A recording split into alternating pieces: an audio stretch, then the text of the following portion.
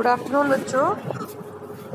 Good afternoon बच्चों। देखो बेटा, हम लोग दो बैलों की कथा कहानी का सारांश मतलब उसकी समरी वगैरह सब कर चुके थे और हमने इसका एक सीन मतलब इसमें टोटल 5 सीन है जिसमें से हम एक कर चुके थे।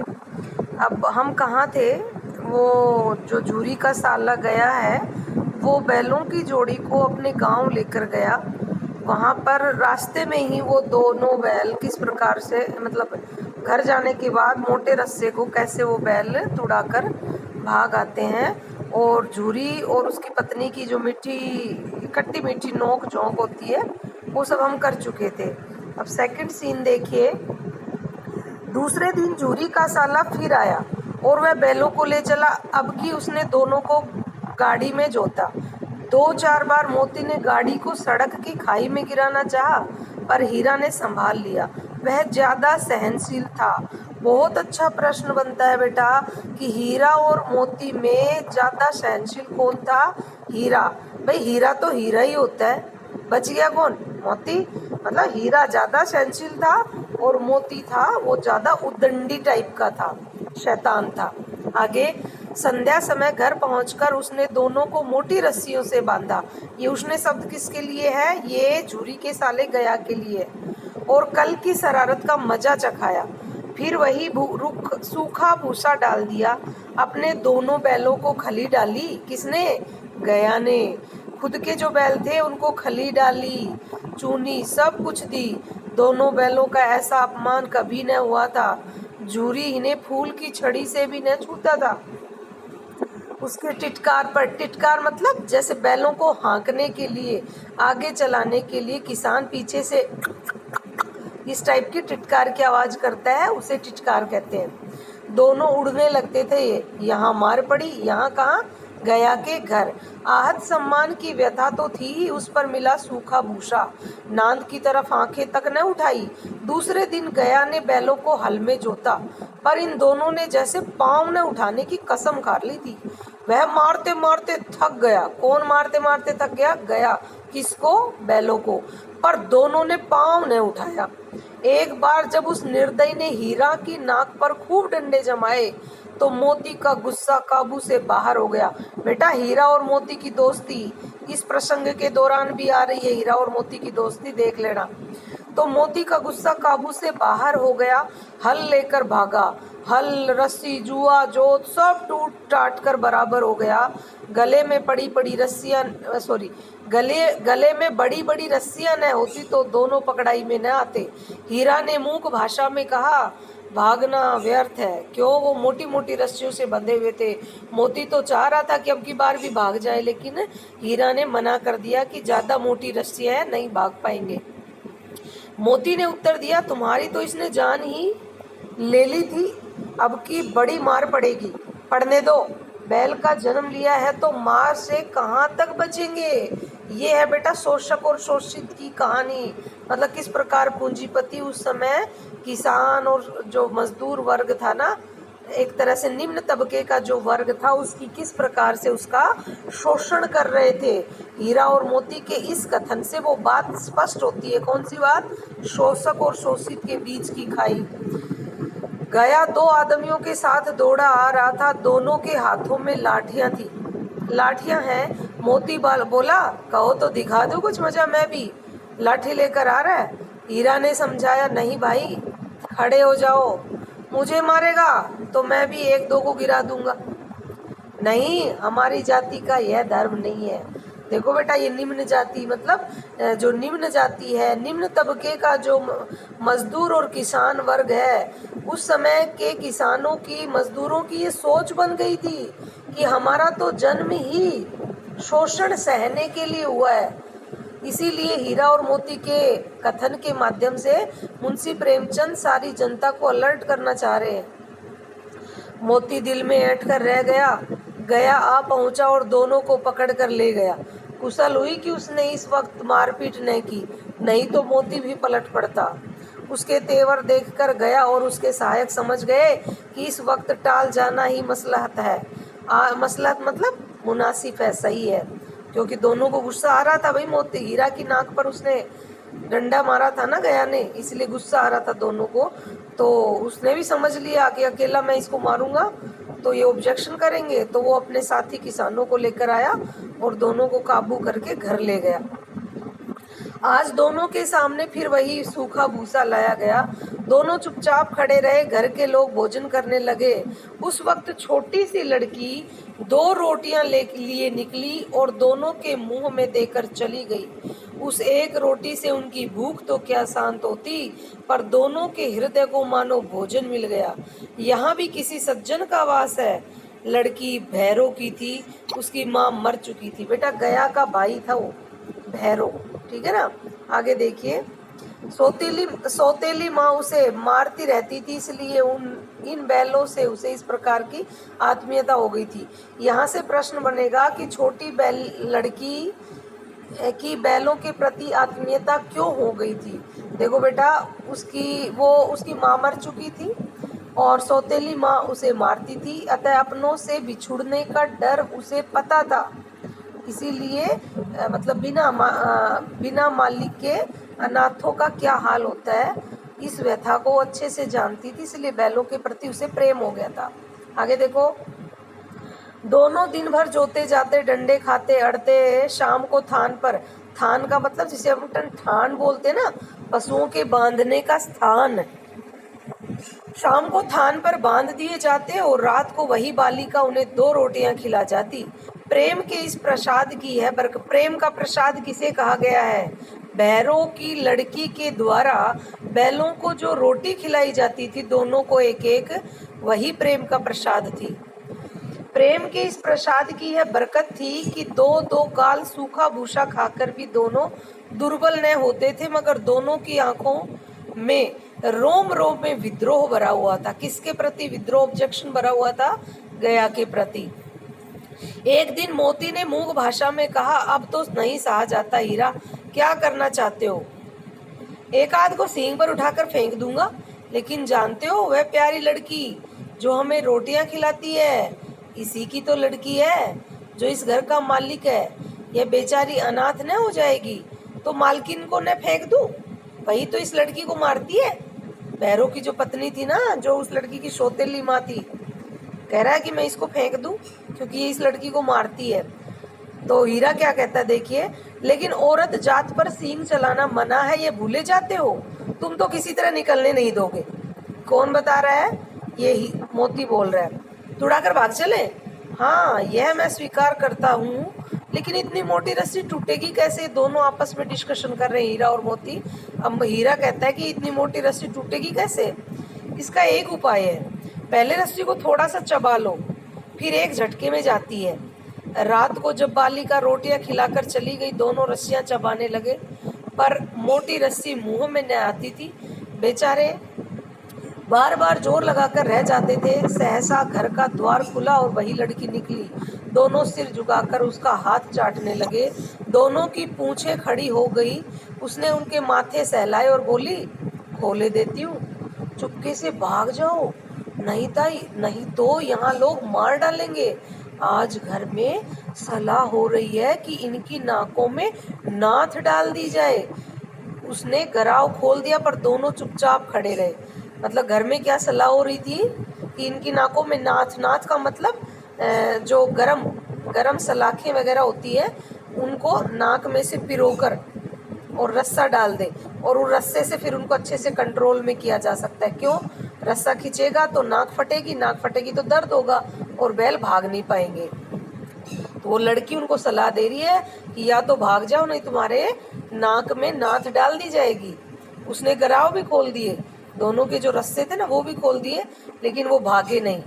मोती ने अपनी भाषा में पूछा, अरे अब चलता क्यों नहीं है? हीरा ने कहा, चले तो, लेकिन कल इस अनाथ पर आफत आएगी। अनाथ किसे कहा गया है? भैरव की लड़की को।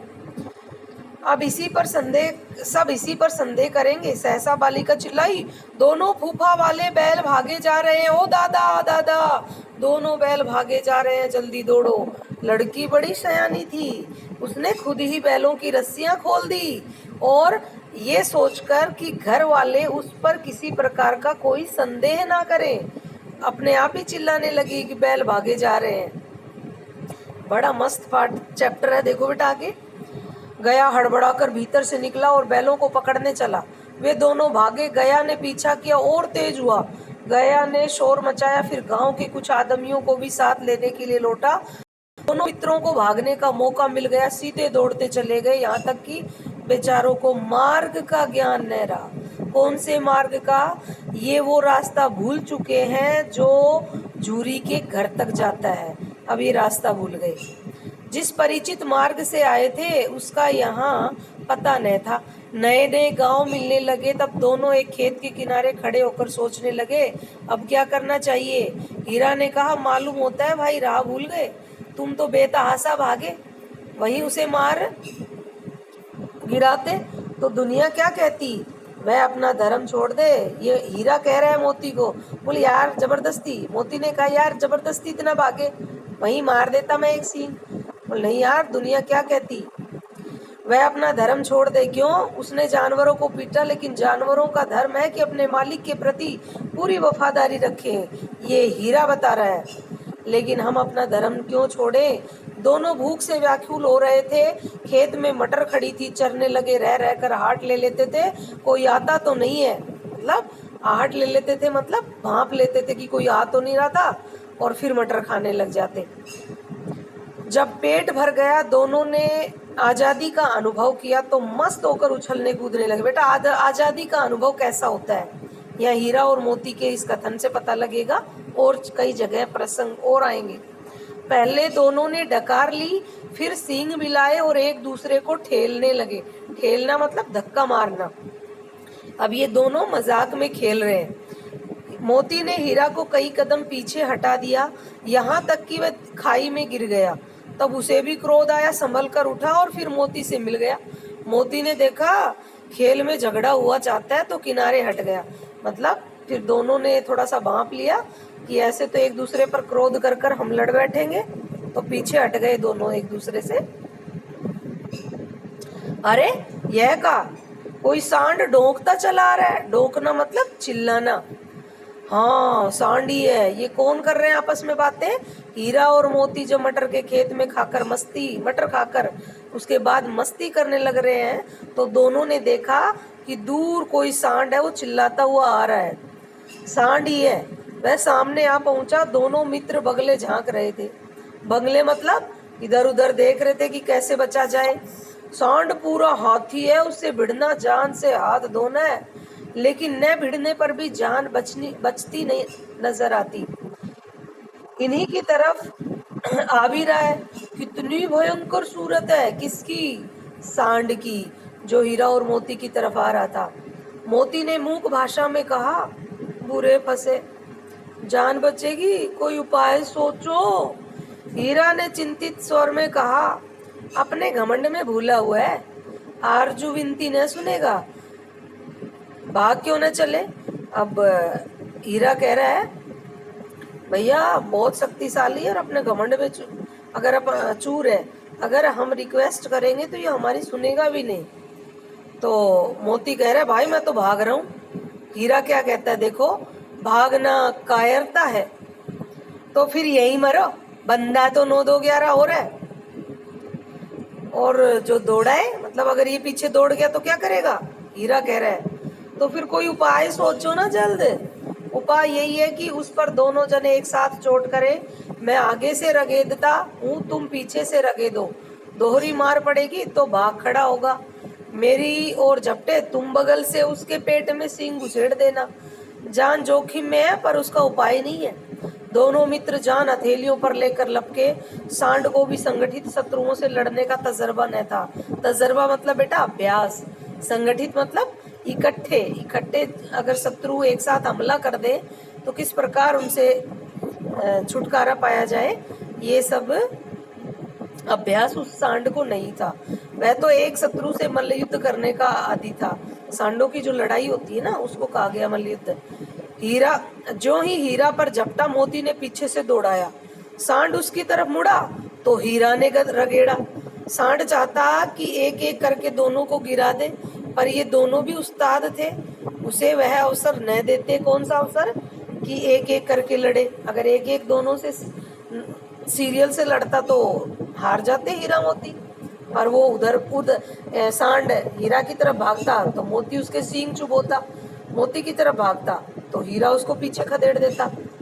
एक बार सांड झल्लाकर हीरा का अंत कर देने के लिए चला ही कि मोती ने बगल से आकर पेट में सींग भोंक दिया। सांड क्रोध में आकर पीछे फिरा तो हीरा ने दूसरे पहलू में सींग चुभा दिया। आखिर बेचारा जख्मी होकर भागा और दोनों मित्रों ने दूर तक उसका पीछा किया, यहाँ तक कि सांड बेदम होकर गिर पड़ा। अब दोनों ने उसे छोड़ दिया। दोनों मित्र विजय के नशे में झूमते चले जाते थे। मोती ने अपनी सांकेतिक भाषा में कहा, मेरा जी तो चाहता है कि बच्चा को मारे डालूं।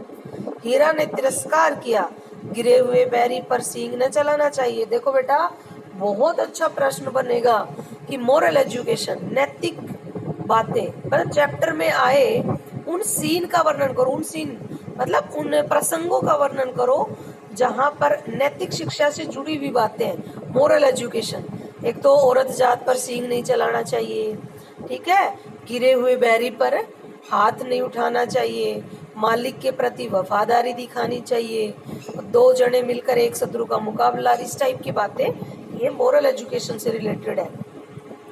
ये सब ढोंग है। बैरी को ऐसा मारना चाहिए कि फिर न उठे।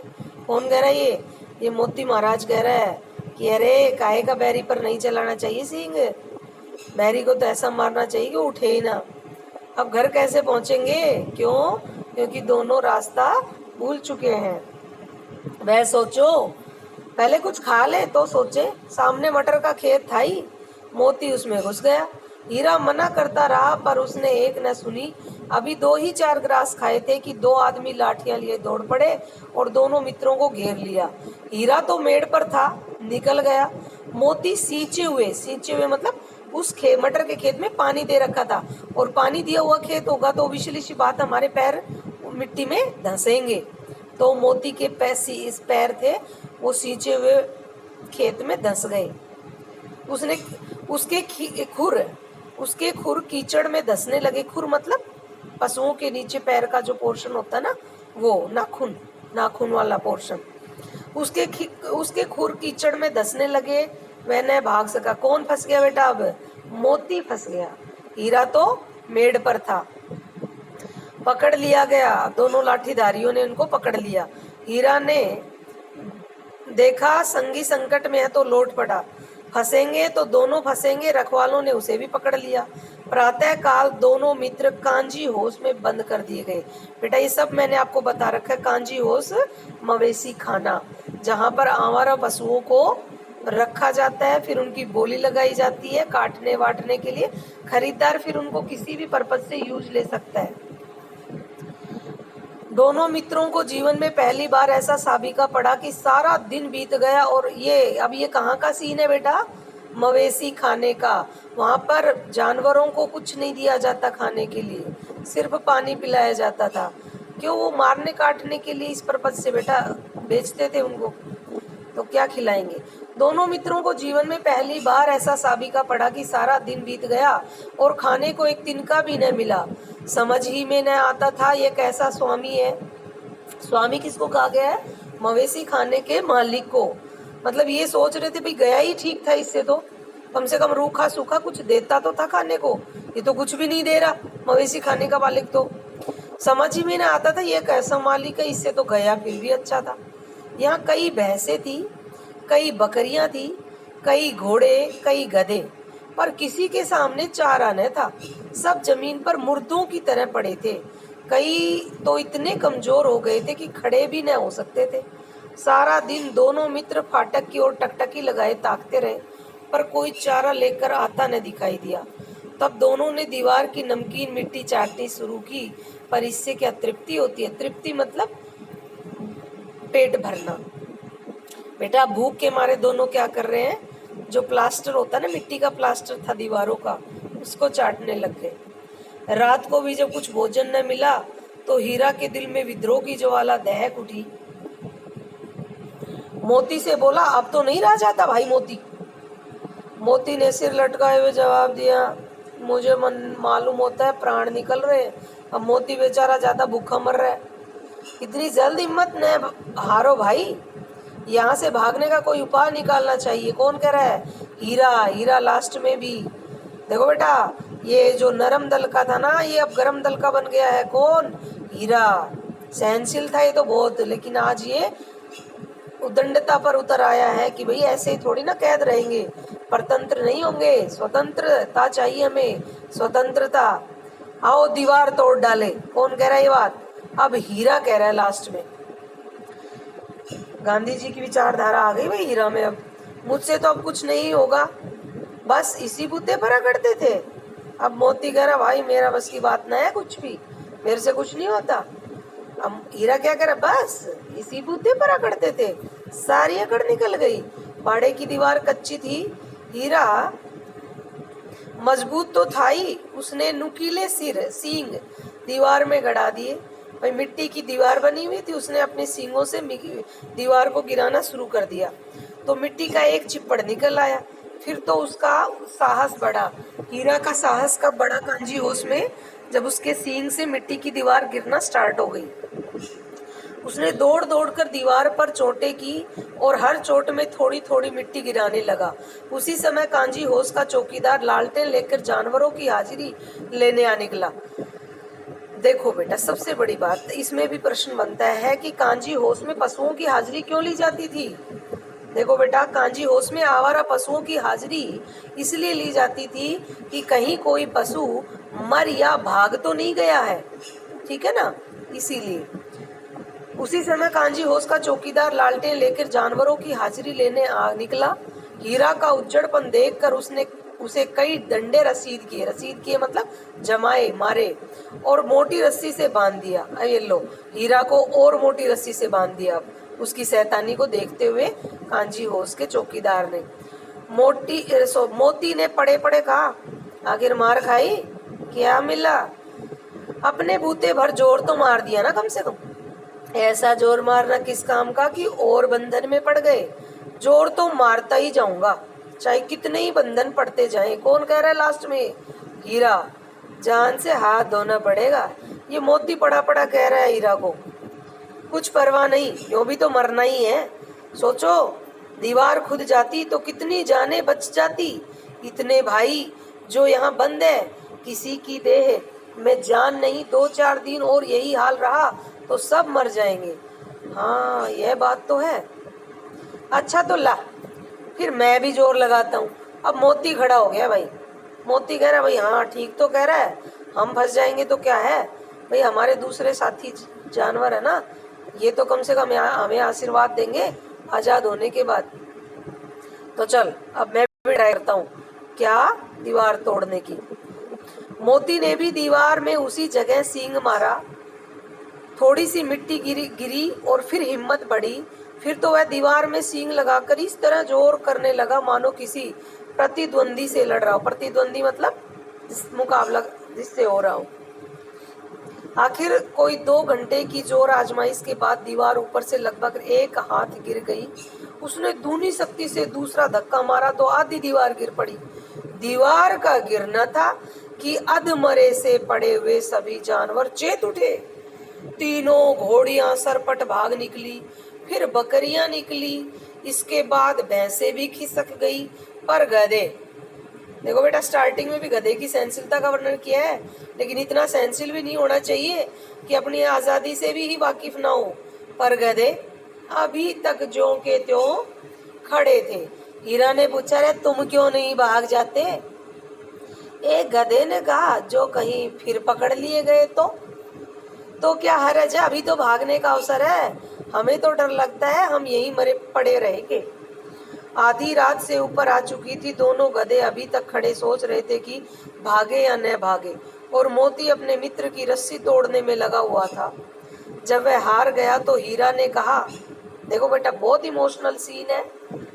जब मोती हीरा की रस्सी नहीं तोड़ सका ना, मोटी रस्सी से बांधा गया था हीरा की बार, तो जब मोती से वो रस्सी नहीं टूटी हीरा की, तो हीरा उसे सलाह देता है कि यार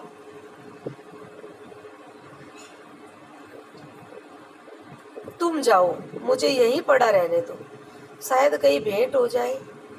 मोती ने आंखों में आंसू लाकर कहा, तुम मुझे इतना स्वार्थी समझते हो?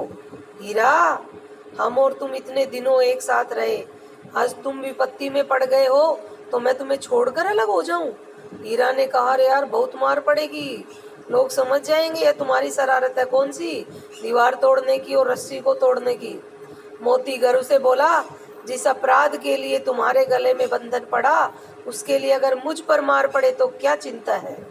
इतना तो हो ही गया कि 9-10 प्राणियों की जान बच गई, वे सब तो आशीर्वाद देंगे।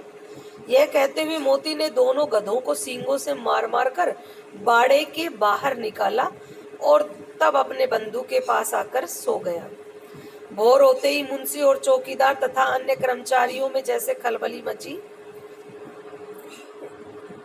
इसके पीछे लिखने की जरूरत नहीं, बस इतना ही काफी है कि मोती की खूब मरम्मत हुई और उसे भी मोटी रस्सी से बांध दिया गया। 1 सप्ताह तक दोनों मित्र वहां बंधे पड़े रहे। किसी ने चारे का एक तिनका भी न डाला। तृण, तृण का मतलब होता है बेटा तिनका। हाँ, एक बार पानी दिखा दिया जाता था, यही उनका आधार था। दोनों इतने दुर्बल हो गए थे कि उठा तक न जाता था। ठठरियां निकल आई थी। ठठरियां मतलब हड्डियां, पीछे से जो हड्डियां दिखती है ना पशुओं की, वो। एक दिन बाड़े के सामने डुग्गी बजने लगी। डुग्गी मतलब डमरू का छोटा रूप। डुग्गी बजने लगी। बेटा बोली लगाएंगे पशु, इन दोनों बैलों की, दोनों बैलों की बोली लगेगी अब, मतलब इन्हें बेचा जाएगा। एक दिन बाड़े के सामने डुग्गी बजने लगी और दोपहर होते होते वहां 50-60 आदमी जमा हो गए। तब दोनों मित्र निकाले गए और उनकी देखभाल होने लगी। लोग आ आकर उनकी सूरत देखते और मन फीका करके चले जाते। ऐसे मृतक बैलों का कौन खरीदार होगा? बेचारों को कुछ खाने वाने के लिए तो दिया नहीं, बहुत कमजोर हो गए थे, कोई खरीद ही नहीं रहा था।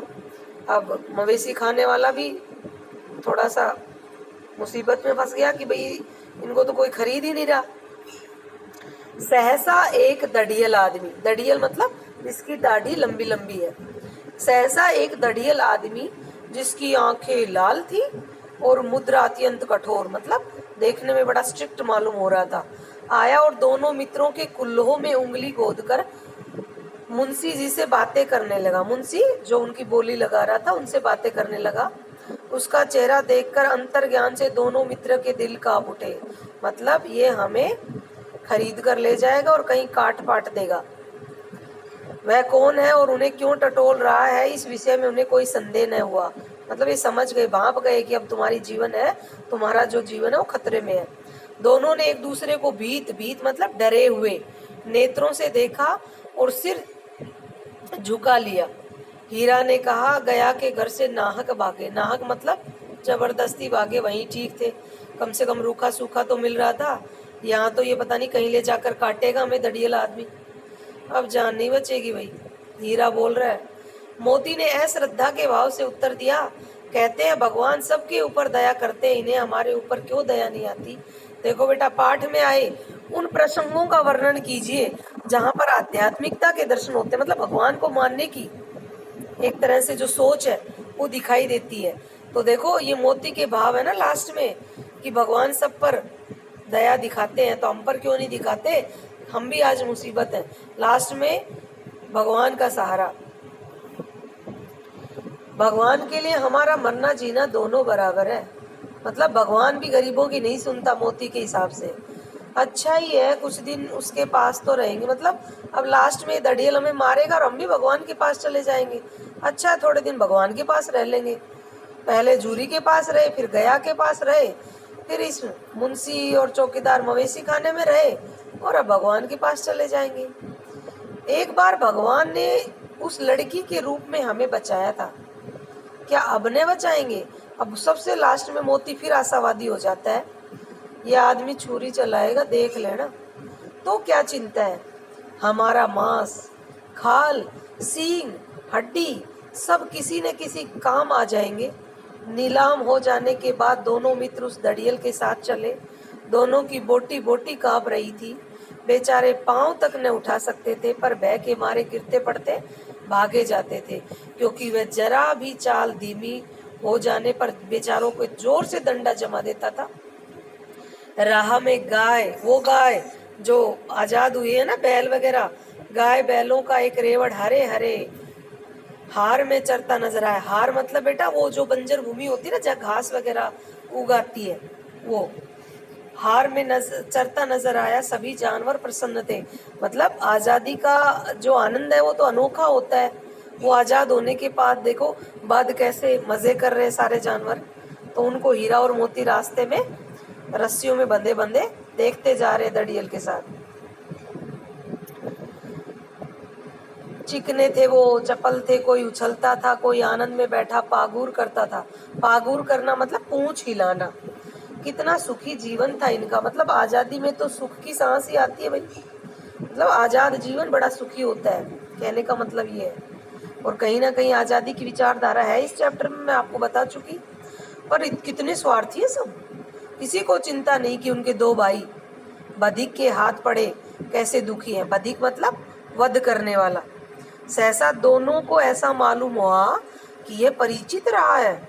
अब समझ में आ गया बेटा कि ये तो झूरी के गांव वाला रास्ता है। हाँ, इसी रास्ते से तो गया उन्हें ले गया था। वही खेत आ गए, वही बाग, वही गांव मिलने लगे। प्रति क्षण उनकी चाल तेज होने लगी। सारी थकान, सारी दुर्बलता गायब हो गई। आह, ये लो, अपना ही हार आ गया। हार मतलब एक तरह से जहां पर ये काम किया करते थे, खेत वगैरह, वो आ गया। इसी कुएं पर हम पुर चुलाने आया करते थे, यही कुआं है। मोती ने कहा, हमारा घर नगीच आ गया। नगीच बेटा लोकल लैंग्वेज का शब्द है ये, तो क्षेत्रीय भाषा का शब्द है। नगीच का मतलब नजदीक। मोती ने कहा कि हमारा घर नजदीक ही है। हीरा बोला, भगवान की दया है, मैं तो अब घर भागता हूँ। यह जाने देगा, इसे मैं मार गिराता हूँ। क्योंकि जब मंजिल नजदीक आती है ना तो उत्साह अपने आप बढ़ जाता है। नहीं नहीं, दौड़कर थान पर चलो, वहां से हम आगे न जाएंगे। दोनों उन्मत्त उन्मत्त मतलब उतावले होकर बछड़ों की भांति कुलेले कुलेले मतलब गुलाची खाते हुए, उछलते हुए, करते हुए घर की ओर दौड़े। वह हमारा थान है। दोनों दौड़कर अपने थान पर आए। थान मतलब वह स्थान जहां इन्हें बांधा जाता था। दोनों दौड़कर अपने थान पर आए और खड़े हो गए। दड़ियल भी पीछे पीछे दौड़ा चला आता था। झूरी द्वार पर बैठा धूप खा रहा था। बैलों को देखते ही दौड़ा और उन्हें बारी बारी से गले लगाने लगा। मित्रों की आंखों से आनंद के आंसू बहने लगे। एक झूरी का हाथ चाट रहा था। दड़ियल ने जाकर बैलों की रस्सियां पकड़ ली। अब वो भाई दड़ियल तो इनको खरीद कर लाया था मवेशी खाने से, और ये अपनी परिचित जगह पर आकर झूरी को पहचान गए और अपनी जगह खड़े हो गए। अब झूरी नहीं देगा इनको। झूरी ने कहा, मेरे बैल हैं, तुम्हारे बैल कैसे है? मैं मवेशी खाने से नीलाम करके लाया हूँ। मैं तो समझा तू चुरा के लाया है। मतलब चुराए ले आते हो, मतलब चुरा कर लाया है। चुपके से चले जाओ, मेरे बैल है, मैं बेचूंगा ना तो बिकेंगे। कौन कह रहा है ये? झूरी, जिसके बैल थे। किसी को मेरे बैल नीलाम करने का क्या अख्तियार है? अख्तियार मतलब हक। जाकर थाने में रपट कर दूंगा। मेरे बैल हैं, इसका सबूत यह है कि मेरे द्वार पर खड़े हैं। दड़ियर चिल्लाकर बैलों को जबरदस्ती पकड़ ले जाने के लिए बढ़ा। उसी वक्त मोती ने सींग चलाया। दड़ियल पीछे हटा। मोती ने पीछा किया। दड़ियल भागा। मोती पीछे दौड़ा। गांव के बाहर निकल जाने पर वह रुका, पर खड़ा दड़ियल का रास्ता देख रहा था। दड़ियल दूर खड़ा धमकियां दे रहा था, गालियां निकाल रहा था, पत्थर फेंक रहा था। किसकी तरफ? मोती की तरफ। मतलब मोती लास्ट में उसको खदेड़ देता है गांव से। और मोती विजयी सूर की भांति, सूर मतलब सूरमा, सूरवीर, वीर। मोती विजयी सूर की भांति उसका रास्ता रोके खड़ा था। गांव के लोग यह तमाशा देखते थे और हंसते थे। जब दड़ियल हार कर चला गया तो मोती अकड़ता हुआ लौटा। हीरा ने कहा, मैं डर रहा था कि कहीं तुम उसे गुस्से में आकर मार न बैठो। अगर वो मुझे पकड़ता तो मैं बे मारे न छोड़ता। अब न आएगा तो दूर से ही खबर लूंगा। देखो कैसे ले जाता है। जो गोली मरवा दे तो मर जाऊंगा, पर उसके काम तो न आऊंगा। हमारी जान को कोई जान ही नहीं समझता, इसलिए कि हम इतने सीधे हैं। जरा देर में नादों में खली आई, भूसा आया, चोकर आई और दाना भर दिया गया और दोनों बैल खाने लगे। जूरी खड़ा हो दोनों को सहला रहा था और 20 लड़के तमाशा देख रहे थे। सारे गांव में उत्साह, उत्साह मतलब उत्साह, ये तद्भव शब्द है। देश हिंदी का, हिंदी का, और संस्कृत में इसका रूप उत्साह है। सा मालूम होता था। उसी समय मालकिन ने आकर दोनों के माथे चूम लिए। मतलब मालकिन के जो पशुओं के प्रति यानी हीरा मोती के प्रति जो गिले शिकवे थे ना, कि मालकिन के पीहर में काम नहीं करके आए, गया के घर गए तब वो भी दूर हो गए, वो उनसे प्यार करने लगी। देखो बेटा, ये प्रश्न है बहुत सिंपल सिंपल से, इनको करने की कोशिश करना। मैं हर प्रश्न के बारे में बता चुकी हूँ। पहला प्रश्न है, कांजी होश में कैद पशुओं की हाजिरी क्यों ली जाती होगी? भाई, कांजी होश में आवारा पशुओं को रखा जाता था और चौकीदार उनकी हाजिरी इसलिए लेता था कि कहीं कोई पशु दीवार तोड़कर भाग तो नहीं गया है, या कोई पशु भूख या बीमारी से मर तो नहीं गया है। छोटी बच्ची को बैलों के प्रति प्रेम क्यों बढ़ाया? भी छोटी बच्ची थी ना, उसकी माँ मर गई थी, वह अनाथ हो चुकी थी और अपनों से बिछुड़ने का दुख वह उसे पता था, इसीलिए उस अनाथ बच्ची को बैलों के प्रति प्रेम था। कहानी में बैलों के माध्यम से कौन कौन से नीति विषयक मूल्य उभर कर आए हैं? बेटा यही कि देखो, मालिक के प्रति वफादार रहना, हीरा मोती के द्वारा मालिक के प्रति वफादारी। दूसरा, औरत जात पर सींग न चलाना। तीसरा, गिरे हुए बैरी पर सींग न चलाना। इस तरीके के नीति विषयक मूल्य लिखने हैं। प्रस्तुत कहानी में प्रेमचंद ने गधे की किन स्वभावगत विशेषताओं का वर्णन किया है? देखो बेटा, कि उन्हें कितना ही रूखा सूखा दे दो वो खा लेते हैं, कितना ही काम करवा लो बेचारे करते हैं, कभी विद्रोह नहीं करते। इस टाइप का क्वेश्चन, इस क्वेश्चन का इस टाइप का आंसर है। आगे देखो, ये गधे के बारे में किन घटनाओं से पता चलता है कि हीरा और मोती में दोस्ती? वो सारे सीन बता दो जिसमें हीरा और मोती की दोस्ती है। लेकिन औरत जात पर सींग चलाना मना, ये भूल जाते हो। हीरा के इस कथन के माध्यम से स्त्री के प्रति प्रेमचंद के, भाई उस समय स्त्री को समाज में अच्छा दर्जा मिलता था। हमें वह भाव देखने को मिलता है जो हमारे शास्त्रों में लिखा हुआ, यत्र नार्यस्तु पूज्यते रमन्ते तत्र देवता। ठीक है ना, इस टाइप का आंसर बनाना है।